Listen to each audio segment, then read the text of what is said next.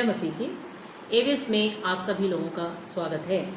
आज हम निर्गमन के 33वें और 34वें अध्याय से पढ़ेंगे। तो आइए 33वें अध्याय को हम पढ़ते हैं।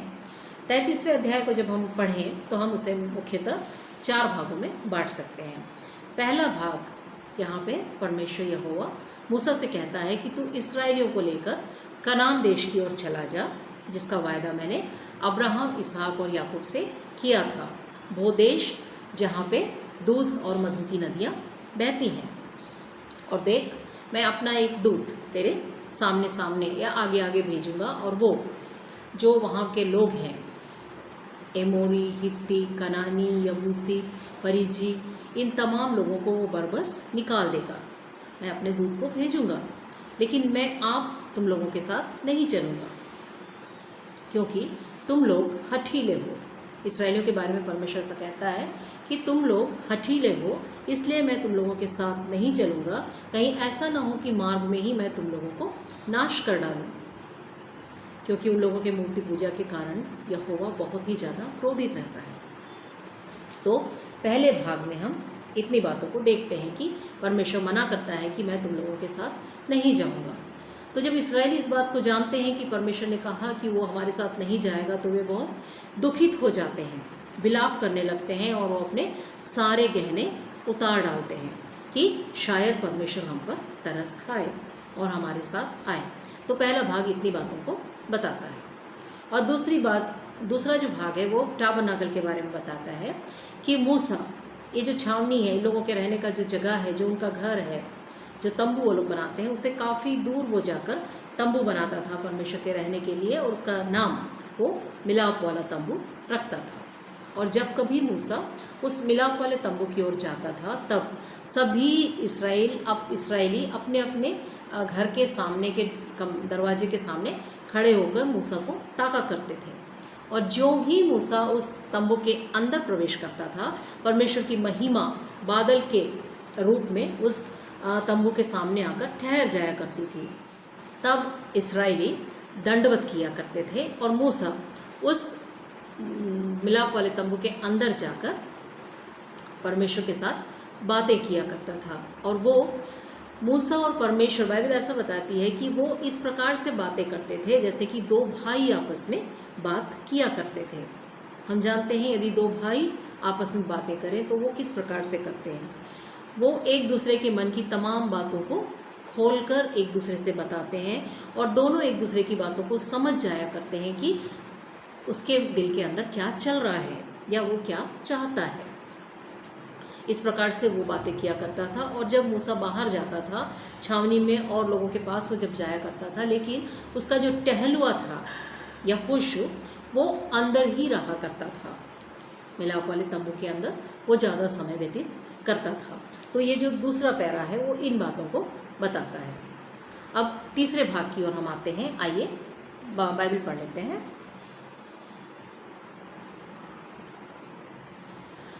और मूसा ने कहा, सुन, तू मुझसे कहता है कि इन लोगों को ले चल, परंतु यह नहीं बताया कि तू मेरे संग किसको भेजेगा। तो भी तूने कहा है कि तेरा नाम मेरे चित्त में बना है और तुझ पर मेरे अनुग्रह की दृष्टि है। और अब यदि मुझ पर तेरे अनुग्रह की दृष्टि है तो मुझे अपनी गति समझा दे, जिससे जब मैं तेरा ज्ञान पाऊँ तब तेरे अनुग्रह की दृष्टि मुझ पर बनी रहे। फिर इनकी भी सुधि कर कि यह जाति तेरी प्रजा है। उसके बाद मूसा फिर से इंटरसीड करने लगता है लोगों के लिए कि तू इन पर तरस खा, दया कर, और तूने कहा है कि तू मुझे आशीषित करेगा, मेरी सुधि लेगा, तो अब तू मुझे अपने ज्ञान से भर दे। वो बहुत ही ज़्यादा परमेश्वर के निकट आके बात करने लगता है मूसा कि तेरा दर्शन तू मुझे दे, मुझे तेरा चेहरा देखने दे। इतने ज़्यादा वो करीबी रिश्ते में आ जाता है परमेश्वर से, और कहने लगता है कि हे परमेश्वर, यदि तू मेरे साथ नहीं चलेगा तो मुझे मत भेज, इस जाति को मत भेज। दिल से निकलने वाली एक प्रार्थना मेरे प्रियो। परमेश्वर कहता है मैं तेरे संग चलूँगा और तुझे विश्राम दूंगा।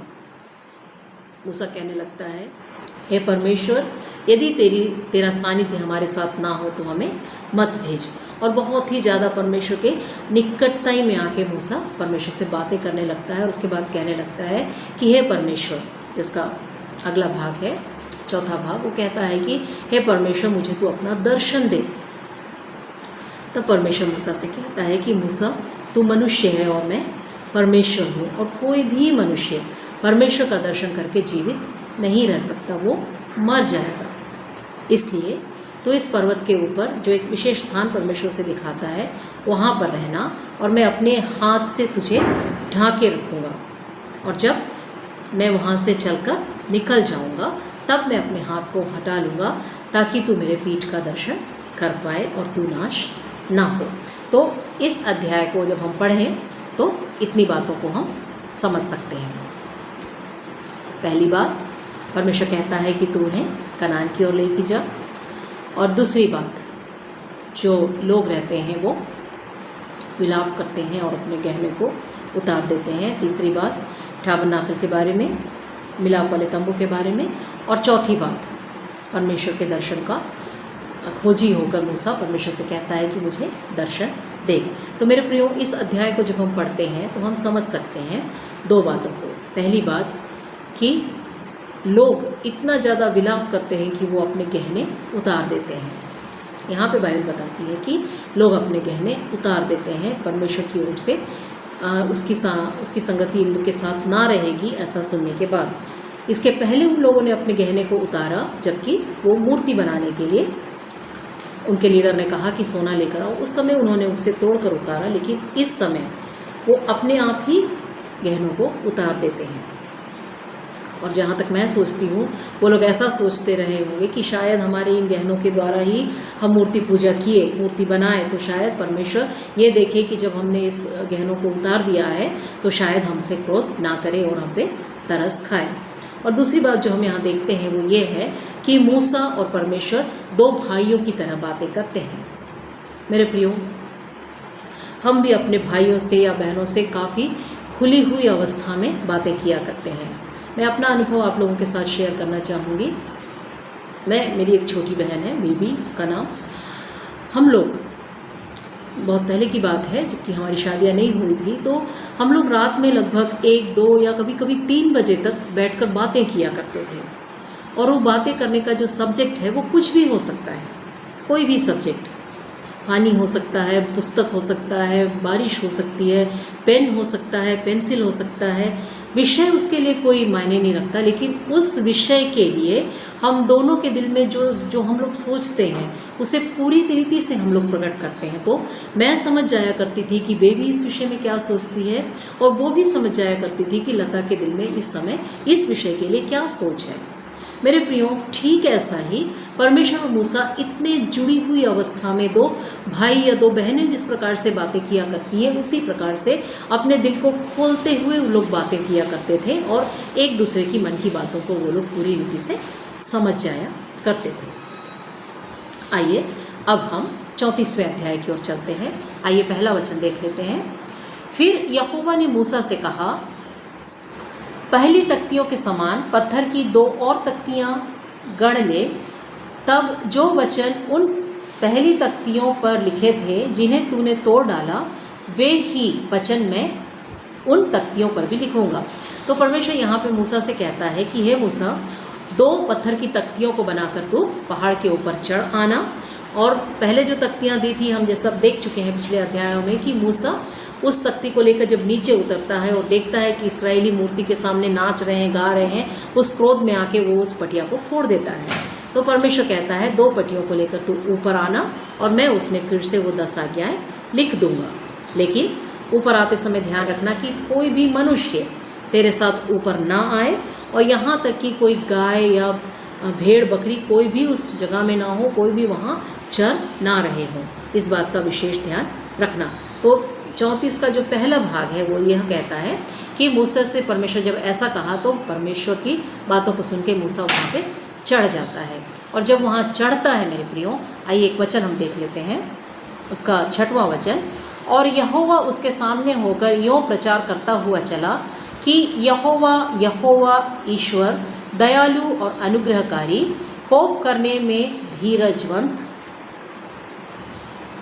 और अति करुणामय और सत्य, हजारों पीढ़ियों तक निरंतर करुणा करने वाला, अधर्म और अपराध और पाप का क्षमा करने वाला है, परंतु दोषी को वह कभी निर्दोष न ठहराएगा। वह पितरों के अधर्म का दंड उनके बेटों वरन पोतों और परपोतों को भी देने वाला है। तब मूसा ने फुर्ती कर पृथ्वी की ओर झुककर दंडवत किया और उसने कहा, हे प्रभु, यदि तेरे अनुग्रह की दृष्टि मुझ पर हो तो प्रभु हम लोगों के बीच में होकर चल।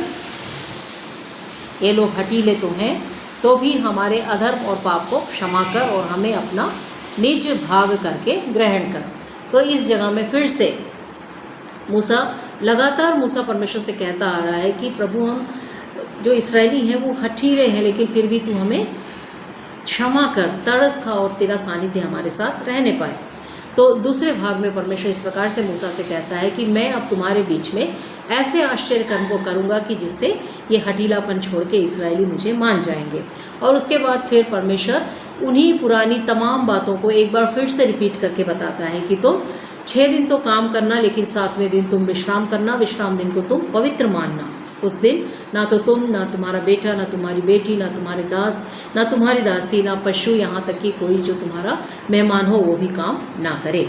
उसके बाद परमेश्वर कहता है कि तुम अख़मीरी रोटी का जो पर्व है उसे मनाना, जिस नियत समय पे, जैसे मैंने पहले बताया कि जिस दिन तुम मिस्र से बाहर निकले थे उन दिनों को स्मरण करते हुए उसे मनाना। उसी प्रकार से पहलौठा मेरा है।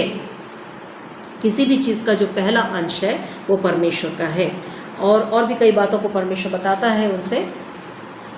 मूर्ति पूजा ना करना। परमेश्वर ने जैसे पहले ही उनसे कहा था कि मैं जो जातियाँ वहाँ पे है, एमोरी, हित्ती, परिजी, एबीसी, इन तमाम लोगों को हटा दूंगा, तो उन लोगों के साथ जाकर तुम किसी प्रकार की वाचा ना बांधना। कहीं ऐसा ना हो कि उनकी मूर्तियों के पीछे तुम जाओ और तुम्हारे लिए कोई फंदा बने, तुम उन मूर्तियों को तोड़ डालना। उन लोगों के साथ तुम किसी प्रकार की वाचा न बांधना, कोई वैवाहिक संबंध स्थापित ना करना, मूर्ति पूजा तुम मत करना। इन तमाम बातों को परमेश्वर बताता है। ये हम इस अध्याय के दूसरे भाग में देखते हैं। और देखिए मेरे प्रियो, एक बात और यहाँ पे हम देखते हैं, वो ये है कि मूसा इन तमाम बातों के समय 40 दिन और 40 रात परमेश्वर के सानिध्य में जब वो था, ना तो वो खाना खा रहा था, ना वो पानी पी रहा था, जिसे कि हम उपवास कहते हैं। उसके पास रहना, उपवास, उसके साथ वास करना। जब वो परमेश्वर के निकट था 40 दिन, तब वो उपवास की स्थिति में था और परमेश्वर के काफ़ी निकट था। और चौथा जो भाग है इस अध्याय को, ये बताता है कि जब वो परमेश्वर के साथ इतने करीबी रिश्ते के साथ बातों को करता था और जब वो वहाँ से उतर के नीचे आया, तब उसका चेहरा प्रकाशित था, उसके चेहरे से प्रकाश निकल रहा था। और ऐसा प्रकाशित था उसका चेहरा कि इस्राएली उसके पास आकर उससे बात करने में डर रहे थे। तो मूसा जब यहोशू से या हारून से बात करता है, तब वो लोग समझ जाते हैं कि ये मूसा है और उसके पास से फिर आ जाते हैं। तो मूसा उन लोगों को हर एक आज्ञाओं को देते समय अपने मुख पर पर्दा डाल के उनसे बातें करता है, क्योंकि यदि वो पर्दा ना डाले तो उस प्रकाश के कारण परमेश्वर की जो महिमा उसके चेहरे से छलकती है, उसे देखकर लोग डर जाते हैं और उनके पास नहीं आते हैं। तो वो पर्दे को डाले हुए परमेश्वर के लोगों से बातें करता है, लेकिन जब वो परमेश्वर के सानिध्य में जाता है तो उस पर्दे को वो हटा देता है। तो देखिए 34वें अध्याय के आखिर का लास्ट वचन हम देख लेते हैं। सो इस्राएली मूसा का चेहरा देखते थे कि उसमें से किरणें निकलती हैं, और जब तक वह यहोवा से बात करने को भीतर न जाता, तब तक वह उस ओढ़नी को ढाके रहता था। तो यहाँ पे हम देखते हैं कि मूसा अपने चेहरे को ढाके रहता था जब वो लोगों से बातें करता था। तो यहाँ भी हमने 4 बातों को देख लिया। पहली बात ये है कि पत्थर की 2 तख्ती को बना के ऊपर लाना और कोई भी तेरे साथ ना हो, तू अकेले आना। दूसरी बात जो हमने देखा वो ये है कि यहोवा का प्रचार, किस प्रकार से यहोवा कौन है, इस बात का प्रचार। और तीसरी बात, परमेश्वर उन तमाम बातों को एक बार फिर से बताता है कि विश्राम दिन को मानना, पर्व को मनाना, इन तमाम बातों को। और चौथी बात, परमेश्वर यहोवा के सानिध्य में उपवास के साथ मूसा 40 दिन और 40 रात रहता है। उसके बाद जब वो नीचे आता है तो उसके चेहरे से रोशनी या परमेश्वर का प्रकाश प्रकट होता है। तो ये इन 4 बातों को हम इस अध्याय में देखते हैं। मेरे प्रियो, यहाँ से मैं 2 बातों को हाईलाइट करना चाहूँगी। पहली बात ये जो कि यहोवा का प्रचार, देखिए पढ़ लेते हैं एक बार और यहोवा उनके सामने होकर यूँ प्रचार करता हुआ चला कि यहोवा ईश्वर दयालु, अनुग्रहकारी, कोप करने में धीरजवंत और अति करुणामय और सत्य, हजारों पीढ़ियों तक निरंतर करुणा करने वाला, अधर्म और अपराध और पाप का क्षमा करने वाला है। मेरे प्रियो, इस बात को वास्तव में हमारे दिलों में, हमारे घरों में, हमारे चर्चेस में ये सब लगा के रखने की आवश्यकता है कि हमारा परमेश्वर विलंब से कोप करने वाला है, अनुग्रहकारी है, दयालु है। और दूसरी बात जो मैं बताना चाहूँगी वो ये है कि परमेश्वर का प्रकाश मूसा के चेहरे से झलक रहा था। मेरे प्रियो, इस संसार की कई कॉस्मेटिक्स सौंदर्यवर्धन में सहायक है, मानती हूँ मैं भी इस बात को और आप भी इस बात को मानते होंगे। लेकिन परमेश्वर के सानिध्य में जब हम अपना समय बिताते हैं और उसके बाद जब हम इस संसार के लोगों के बीच आते हैं, उस समय हमारे चेहरे का जो प्रकाश है वो लोग देख पाएंगे। हमें वो प्रकाश महसूस नहीं होगा, लेकिन जो लोग हमारे सामने होंगे वो परमेश्वर की उस महिमा के प्रकाश को देख पाएंगे। तो मेरे प्रियो, मैं आशा करती हूँ कि आप इस अध्याय को भी समझ चुके होंगे। तो आज के लिए इतना ही। परमेश्वर आप सबको आशीष देवे। जय मसीह की।